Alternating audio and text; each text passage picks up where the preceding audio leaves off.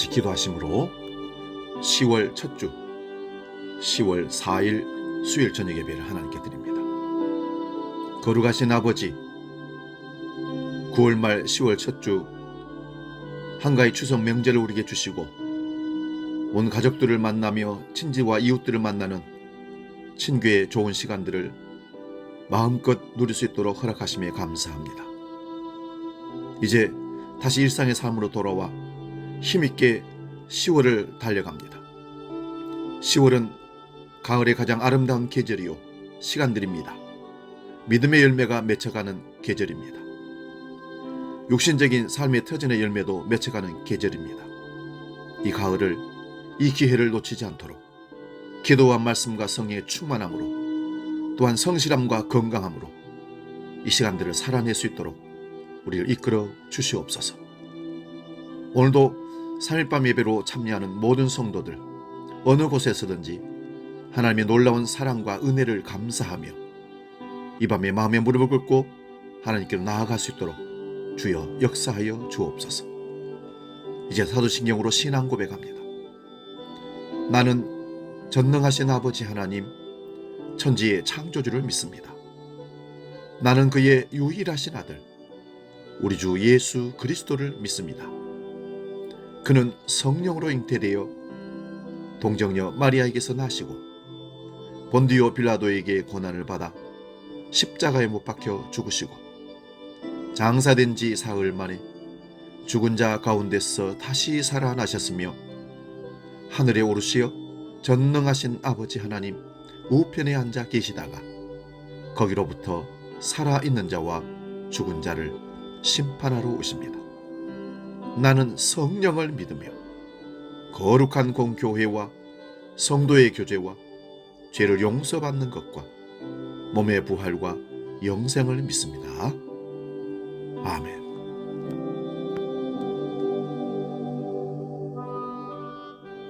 찬송가 353장 십자가 군병되어서 함께 찬송합니다.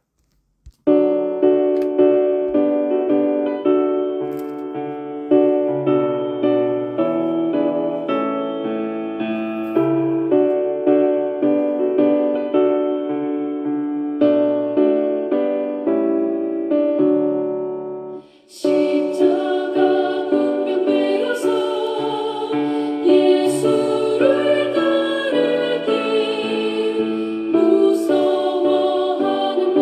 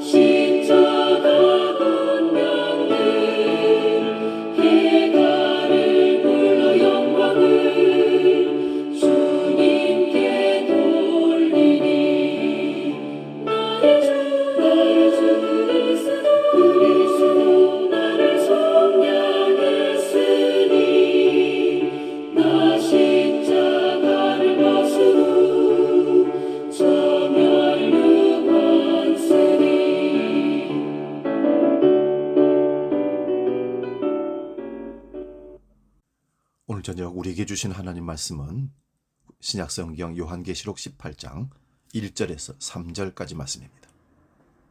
이 말씀 봉독할 때에 살아계신 주님의 음성을 들을 수 있기 바랍니다. 요한계시록 18장 1절에서 3절 지금 봉독합니다. 2일 후에 다른 천사가 하늘에서 내려오는 것을 보니 큰 권세를 가졌는데 그의 영광으로 땅이 환하여지더라. 힘찬 음성으로 외쳐 이르되 무너졌도다 무너졌도다 큰 성 바벨론이여 귀신의 처소와 각종 더러운 영이 모이는 곳과 각종 더럽고 가증한 새들이 모이는 곳이 되었도다. 그 음행의 진노의 포도주로 말미암아 만국이 무너졌으며 또 땅의 왕들이 그와 더불어 음행하였으며 땅의 상인들도 그 사치의 세력으로 치부하였도다 하더라. 오늘 봉독한 말씀으로 요한계시록 강의 64번째 무너진 바벨론, 이런 제목으로 말씀의 은혜를 나눕니다. 무너진 바벨론. 우리나라가 세워온 역사 가운데 치욕의 일제 36년이 있고 동족 상잔의 비극인 6.25 전쟁이 있었습니다. 일제 36년 강점기는 연합군이 승리하여 1945년 8월 15일 해방을 통해 자유를 얻게 되었고, 그 이후 얼마 안 돼요 1950년 6월 25일 6.25 전쟁은 유엔군의 도움으로 나라는 두 동강 났지만 남한이라도 자유와 부를 누리는 하나님의 은혜를 입게 되었습니다. 세상 나라와 권세는 끊임없이 요동치고 국제의 정세는 나날이 갈피를 잡지 못할 정도로 급변하고 있습니다. 그러므로 성경에서 말하는 세상 권세를 한 곳 찾아보도록 하겠습니다. 베드로전서 2장 11절에서 13절입니다. 사랑하는 자들아, 거류민과 나그네 같은 너희를 권하노니 영혼을 거슬려 싸우는 육체의 정욕을 제어하라. 너희가 이방인 중에서 행실을 선하게 가져 너희를 악행한다고 비방하는 자들로 하여금 너희 선한 일을 보고 오시는 날에 하나님께 영광 돌리게 하려 함이라. 인간의 모든 제도를 주를 위하여 순종하되 혹은 위에 있는 왕이나 혹은 그가 악행하는 자를 징벌하고 선행하는 자를 포상하기 위하여 보낸 총독에게 하라. 성도는 세상에 속한 자가 아니기에 이 땅에서 거류민과 나그네입니다. 베드로전서 1장부터 보면 성도는 성부와 성자와 성령의 일하심으로 거듭나게 하셔서 썩지 않고 더럽지 않고 쇠하지 않은 유업, 곧 하늘의 간직한 유업을 받게 하셨다고 합니다. 이러한 성도는 택하신 족속이며 왕같은 제사장들이며 거룩한 나라라고 합니다. 예수 그리스도를 영접하고 성령이 우리 마음 가운데 거주하시며 주님이 내 안에 주인 될 때 우리 마음은 땅이 되고 나라가 되는 것입니다. 하나님의 성령이 지배하는 나라, 말씀에 순종하고 하나님의 법도를 따라 살아가는 백성들이 누리는 나라가 보이지 않는 우리 마음속의 나라입니다. 이것이 하나님의 나라입니다. 주님이 왕이시고 우리가 그의 백성 되어 이 땅을 살아가는 성도의 삶을 사는 것입니다. 이런 성도가 이 땅에 잠시 사는 동안 어떻게 살 것인지를 말씀합니다. 베드로 사도가 이 편지를 쓰는 때는 여전히 로마 제국이 위세를 떨치는 그런 시대입니다. 그런데도 이스라엘의 독립을 위한 해방운동을 하지 않습니다. 오히려 인간의 제도를 주를 위하여 순종하라고 합니다. 그 이유는 세상 권세는 이미 십자가로 무너졌기 때문입니다. 그러나 재림 때까지 이 세상 권세는 권선징악으로 제한합니다. 우리가 지금 보는 요한계시록의 내용과 바다 짐승과 땅의 짐승으로 표현되는 세 마리 짐승은 사탄의 체계를 말합니다. 옛뱀 곧 용이라고도 하고 마귀라도 하고 사탄이라고도 하며 온 천하를 꿰는 자가 국가 권력으로 표현되는 바다 짐승과 종교 권력으로 표현되는 땅의 짐승을 사주하여서 이 세상이라는 음료를 등에 태우고 온 세상을 취하게 하고 공중 권세 잡은 자로 군림하게 되는 것입니다. 그러므로 세상의 권세가 권선징악의 용도를 넘어서면 이미 선을 넘어선 겁니다. 물론 권선징악의 의미도 자기 위치에 따라 선별적 정의관이기에 이런 나라는 묵시적으로 보면 이미 다 멸망한 나라들입니다. 살아있는 것 같지만 죽어있는 시체들입니다. 세상 모든 나라가 십자가로 무너졌기에 예수 그리스도의 영이 임한 사도들에게 민족적 독립운동이 없습니다. 묵시적으로 멸망한 온 세상입니다. 역사적으로 무너졌고 무너지고 있고 무너질 것입니다. 오늘 본문을 보기 전에 계시록 17장을 요약합니다. 계시록 17장 전체가 음녀의 멸망이었습니다. 그런데 음녀를 누가 멸망시킵니까? 그동안 음녀를 등에 태우고 다닌 용이 배반하여 그를 멸망시킵니다. 다시 말하면 사탄이 사단의 종노릇 한 자들을, 그 아래 휘하에 놀아왔던 자들을 멸망시킨다는 겁니다. 속은 거죠. 물론 이렇게 하도록 하나님께서 허락하셨다는 것입니다. 하나님이 직접 멸망시키는 게 아니라 사탄을 도구로 사탄의 유혹에 당해서 끌려다니던 자들을 멸망시키는 겁니다. 그러면 요한계시록 17장 전체가 음녀라는 세상의 멸망인데 그 음녀의 별명이 큰 성 바벨론입니다. 요한계시록 18장은 바벨론의 멸망입니다. 그러므로 음녀인 큰 바벨론은 온 세상을 말합니다. 온 세상이 십자가로 이미 무너졌습니다. 본문 1절입니다. 2일 후에, 여기 2일 후에란 미래적으로 일어날 시간적 순서가 아니라 십자가로 일어난 성자와 성령과 성부의 묵시적인 일을 차례대로 알려주는 순서입니다. 그러므로 요한계시록 17장의 음녀의 멸망이 18장에 나오는 바벨론의 멸망과 같은 내용입니다. 이런 심판을 알려주는 천사가 하늘에서 내려오는데 큰 권세를 가졌습니다. 그 권세란 천사를 보낸 분의 권세입니다. 그러므로 그의 영광으로 땅이 환하여집니다. 그러면 그동안 음녀에 취하여 세상 영광의 빛을 보고 살았던 모든 빛들은 사실 어둠이라는 말씀입니다. 요한복음 1장을 보면 태초에 말씀이 있었습니다. 이 말씀이 하나님이라고 고백합니다. 이 말씀이 천지를 창조하셨다고 합니다. 말씀이신 하나님이 생명입니다. 이 생명이 사람들의 빛입니다. 그러나 하나님이시며 생명이시며 빛이신 이 말씀이 사람들에게 없었습니다.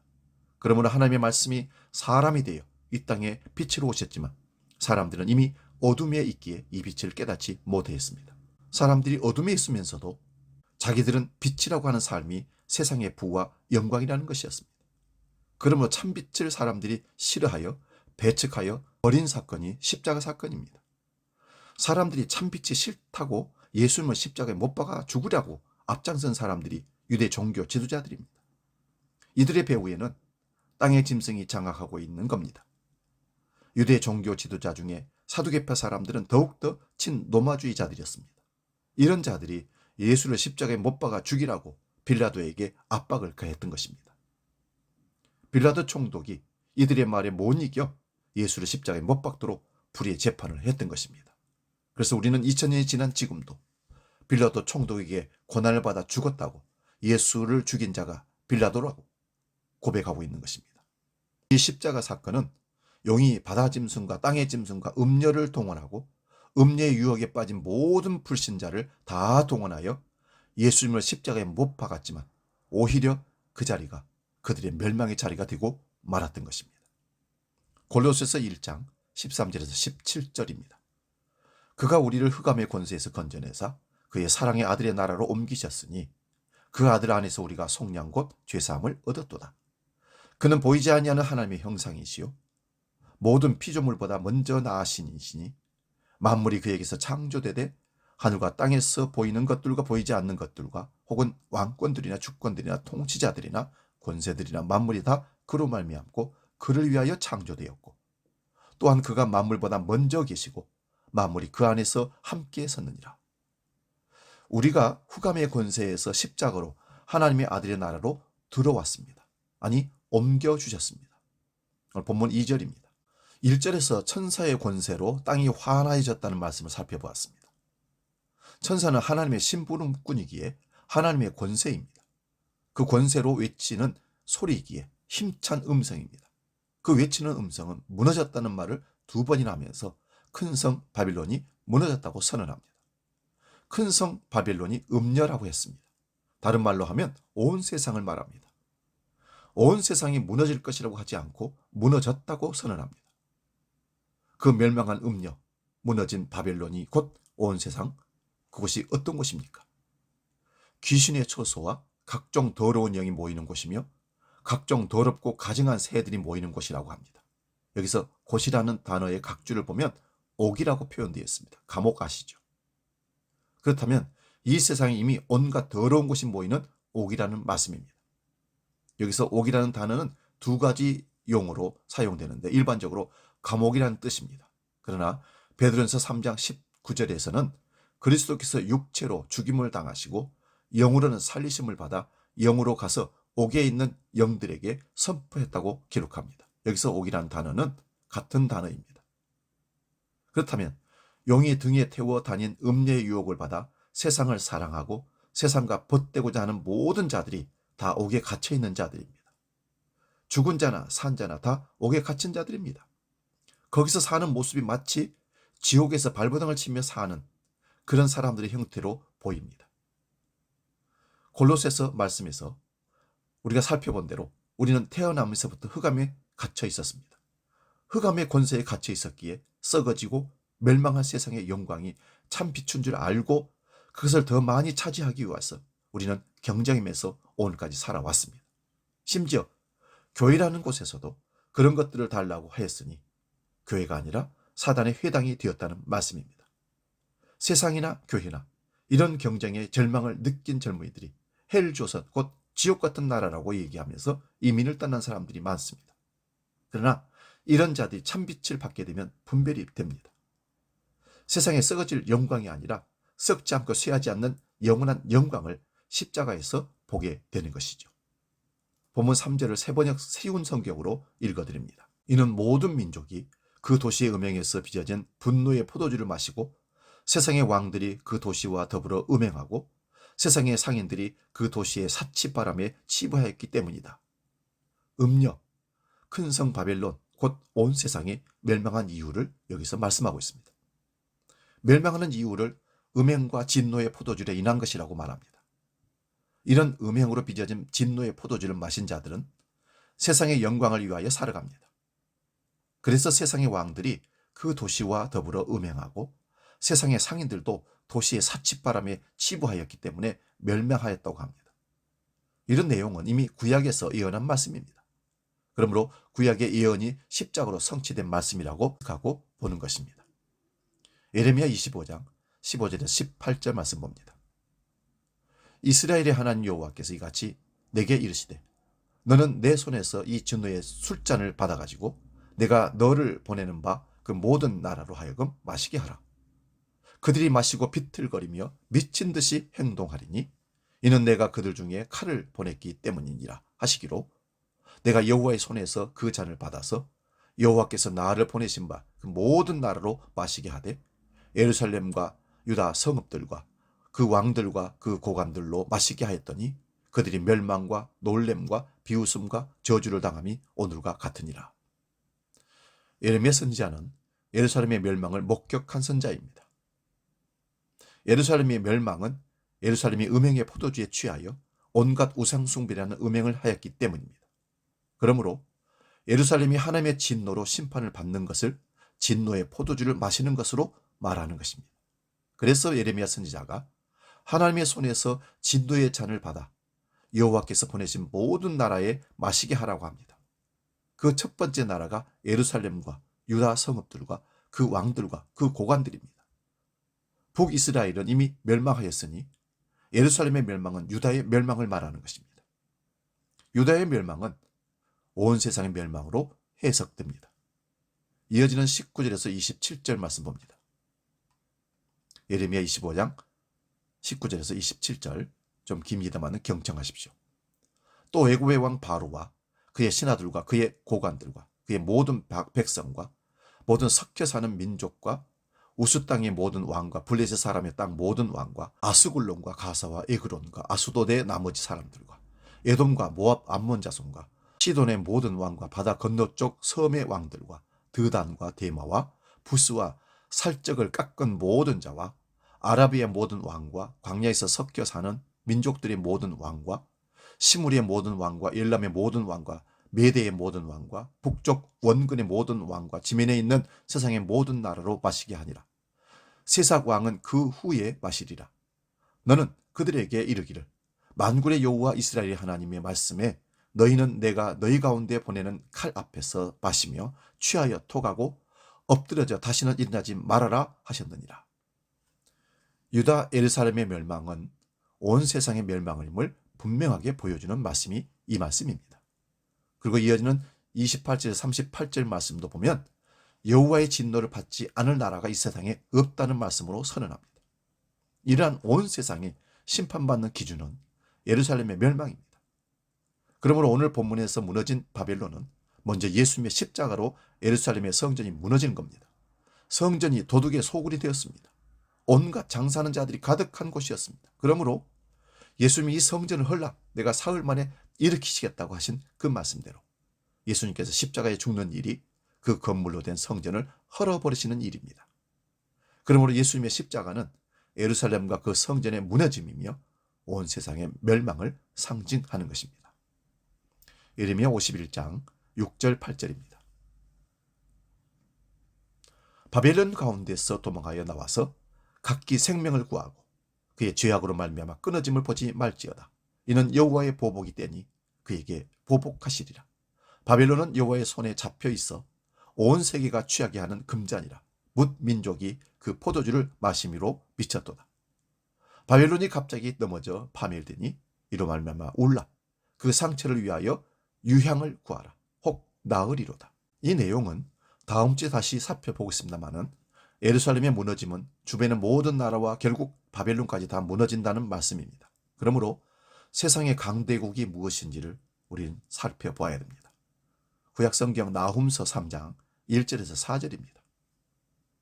화 있을진저 피의 성이여 그 안에는 거짓이 가득하고 포악이 가득하며 탈취가 떠나지 아니하는도다. 휙휙 하는 채찍 소리, 윙윙 하는 병거 소리, 뛰는 말 달리는 병거, 충돌하는 기병, 번쩍이는 칼, 번개 같은 창, 죽임당한 자의 떼, 죽음의 큰 무더기, 무수한 시체여 사람이 그 시체에 걸려 넘어지니 이는 마술의 능숙한 미모의 음녀가 많은 음행을 하며 그가 그의 음행으로 여러 나라를 미혹하고 그의 술로 여러 족속을 미혹하느니라. 요나서는 아수르의 수도 니누에가 회개하는 내용이지만 나훔서는 아수르가 멸망하는 내용을 기록하고 있습니다. 아수르가 얼마나 포악한 제국인지 역사 기록에도 나옵니다. 이런 아수르가 행하는 미리 마술의 능숙한 미모의 음녀가 많은 음행으로 여러 나라를 미혹한다고 합니다. 아수르가 제국으로 있을 때 그 나라와 무역하지 않으면 살 수가 없었습니다. 말을 듣지 않으면 무력으로 짓밟아 버립니다. 그러므로 세상의 힘을 가진 국가가 추구하는 일은 결국 음행이라는 세상 사랑과 세상 영광에 불과한 것입니다. 이사야서 21장 9절입니다. 보소서 마병대가 쌍쌍이 오나이다 하니 그가 대답하여 이르시되 함락되었도다 함락되었도다 바벨론이여 그들이 조각한 신상들이 다 부서져 땅에 떨어졌도다 하시도다. 이사야 선지자가 예언한 바벨론의 멸망을 얘기합니다. 거대한 제국 바벨론이 망하지 않을 때에 이미 함락되었다라고 말하고 있습니다. 하나님의 계시를 받은 선지자들의 말씀처럼 아수르도 바벨론도 페르시아도 헬라도 노마도 이미 다 멸망하였습니다. 이미 세상의 모든 나라는 묵시적인 십자가 안에서 다 망한 나라입니다. 오늘 본문을 다시 한번 살펴봅니다. 이 내용이 어디에서 이루어진 일입니까? 십자가입니다. 그러면 십자가로 바벨론이 무너졌다는 것은 대부분 노마를 말합니다만 우리가 예레미야 25장과 예레미야 51장에서 본 대로 무너진 바벨론, 음녀, 온갖 더러운 영들과 가증한 새들이 모인 곳이 예루살렘 성전이기에 이 성전이 바벨론에 의해서 파괴되고 무너집니다. 그리고 교만한 바벨론마저 하나님은 무너뜨려 버리십니다. 그 무너뜨림이 십자가라고 말씀합니다. 그러므로 십자가 안에서 세상을 보면 세상은 이미 심판받은 세상으로 보이는 자들이 십자가 안에 들어온 성도들이라는 말씀입니다. 오늘 설교를 시작할 때 광복절과 유교에 대해서 말씀을 드렸습니다. 광복절은 어둠이라는 일본의 식민지가 패배하고 독립이라는 빛이 들어왔지만 이 소식을 듣지 못한 사람은 여전히 어둠이라는 식민지 아래에 살아가는 것입니다. 2차 대전 때 전쟁을 피하려고 밀림에 들어간 사람들이 전쟁이 끝나고 수십 년이 지나도 그대로 살았다는 얘기를 들어봤을 것입니다. 그러한 자들에게 전쟁이 끝났다는 소식을 전하면 빛을 보게 하는 일입니다. 물론 이런 빛이라는 말은 세상이 말하는 자유이지만 우리가 믿고 알고 전하는 참빛은 세상이 보기에는 저주이며 어리석어 보이는 십자가라는 말씀입니다. 그러므로 그 십자가의 소식은 이 세상의 모든 영광이 다 무너졌다는 얘기입니다. 세상에 먹음직하고 보암직하고 세상이 자랑이 될 만한 모든 것, 육신의 정욕, 안목의 정욕, 이 생의 자랑이 다 이미 무너진 것으로 보이는 그런 사람들이 십자가 안에서 세상을 바라보는 구원받은 하나님의 백성들을 말합니다. 그러므로 무너졌다고 합니다. 음녀 큰 성 바빌론이 무너진 것입니다. 그 화려한 예루살렘의 성전 다 무너졌습니다. 세상의 힘과 영광이라는 나라, 그래서 그런 나라에 가야만 살아가는 그런 역사 속의 제국들도 다 무너졌습니다. 지금 세상에 힘 있는 나라라고 하는 G7, 7개 나라도 묵시적으로 다 무너진 나라입니다. 그러나 묵시적인 십자가 사건으로 보면 이 모든 나라도 이미 무너졌습니다. 아무리 역사적으로 견제하다고 해도 이미 묵시는 완료되었습니다. 그러므로 십자가의 완성을 믿는 성도라면 세상의 무너짐의 소식을 듣고 세상에서 빠져나올 뿐만 아니라 기뻐하고 즐거워합니다. 오늘 우리도 십자가로 큰 성 바벨론이 무너졌다는 소식이 기쁨의 소식이 되시기를 주의 이름으로 축원드립니다. 복음 찬양 물이 바다 덮음같이 찬양하고 기도하고 마치겠습니다.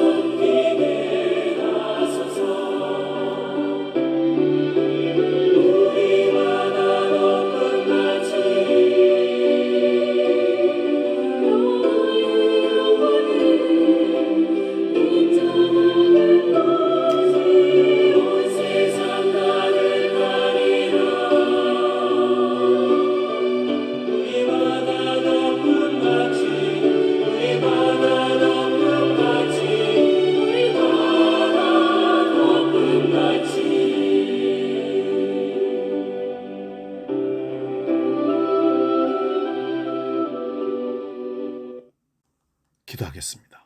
무너진 바벨론은 음녀 마귀가 이 땅을 지배하던 땅입니다. 이미 묵시적으로 무너진 그 땅을 바라보면서 우리는 이 세상에서 영광을 보리라 꿈꾸고 있는 것인지 모릅니다. 그곳은 죽음의 땅이요 멸망받은 땅인 것을 기억하고 우리의 소망을 하늘에 두고 날마다 천국을 향해서 달려가는 우리 모두가 되게 하여 주시옵소서. 천하 영광의 빛들이 믿음의 사람들의 눈에는 어둠이요 예수 그리스도의 복음의 진리의 말씀만이 우리의 빛이요 그리스도 예수의 밝은 광채가 우리를 천국으로 인도하는 빛인 것을 생각하며 생명이시요 길이시요 진리신 주님을 찬양하며 영원토록 저 영광의 나라에서 살기를 소망하며 이 땅을 살아내기를 간절히 소원하며 이제는 우리 주 예수 그리스도의 은혜와 아버지의 크신 사랑과 성령님의 감동 교제의 역사 충만케 하심이 무너진 바벨론을 소망하고 사는 것이 아니라 보이지 않는 영원한 나라 천국을 소망하며 이 땅을 살기로 결단하며 나가는 모든 믿음의 권속들 머리 위에 일생 가운데 함께 하시기를 간절히 축원하옵나이다. 아멘.